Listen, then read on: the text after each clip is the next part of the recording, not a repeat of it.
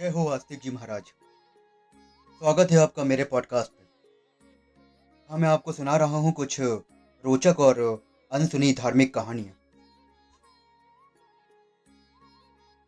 आज मैं आपको महाभारत से जुड़ी एक घटना बता रहा हूँ, जिसमें पांचों पांडवों ने अपने मृत पिता के शरीर के मांस को खाया।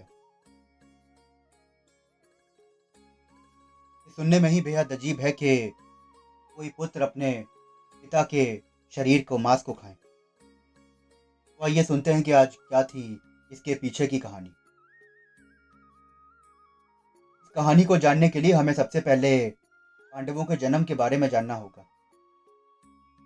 पांडु के 5 पुत्र युधिष्ठिर, भीम, अर्जुन, नकुल और सहदेव थे। इनमें से युधिष्ठिर, भीम और अर्जुन की माता कुंती और नकुल और सहदेव की माता माद्री थी।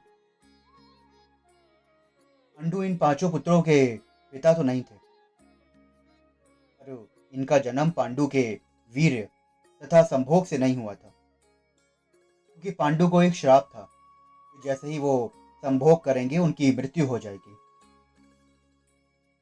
इसीलिए पांडु के आग्रह पर ये पुत्र कुंती और माद्री के भगवान का आवाहन करके प्राप्त किए थे। जब पांडु की मृत्यु हुई तो उनके मृत शरीर का मांस पांचों भाइयों ने मिल बांट कर खाया था। ऐसा इसलिए हुआ क्योंकि स्वयं पांडु की ये इच्छा थी, क्योंकि उनके पुत्र उनके वीर से पैदा नहीं हुए थे। इसलिए पांडु का ज्ञान कौशल उनके बच्चों में नहीं आ पाया था। लेकिन उन्होंने अपनी मृत्यु से पूर्व एक ऐसा वरदान मांगा था कि उनके बच्चे उनकी मृत्यु के पश्चात उनके शरीर का मांस मिल बांट कर अगर खा लेंगे तो उन बच्चों में वो ज्ञान स्थानांतरित हो जाएगा।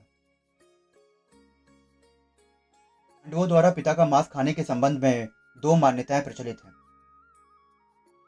पहली मान्यता तो ये है कि मांस तो पांचों भाइयों ने खाया था, पर सबसे ज्यादा सहदेव ने खाया था। जबकि दूसरी मान्यता के अनुसार सिर्फ सहदेव ने पिता की इच्छा का पालन करते हुए उनके मस्तिष्क के 3 हिस्से खाए। पहले टुकड़े को खाते ही सहदेव को इतिहास का ज्ञान हुआ, दूसरे टुकड़े को खाने पर वर्तमान का, और तीसरे टुकड़े को खाते ही उनको भविष्य का ज्ञान हो गया।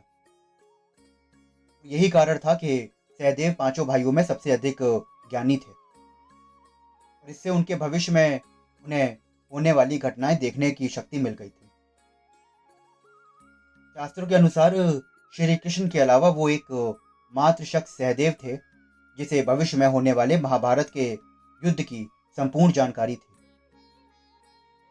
श्री कृष्ण को यह डर था कि कहीं सहदेव ये बातें औरों को ना बता दें, इसलिए श्री कृष्ण ने सहदेव को यह श्राप दिया था कि यदि उन्होंने ऐसा किया तो उनकी मृत्यु हो जाएगी। दोस्तों, ये थी कहानी पांडवों के अपने मृत शरीर पिता के शरीर का मांस खाने की। मैं आशा करता हूँ कि आपको ये रोचक कहानी बड़ी पसंद आई होगी। मैं फिर मिलूंगा आपसे एक और रोचक कहानी के साथ। तक स्वस्थ रहिए।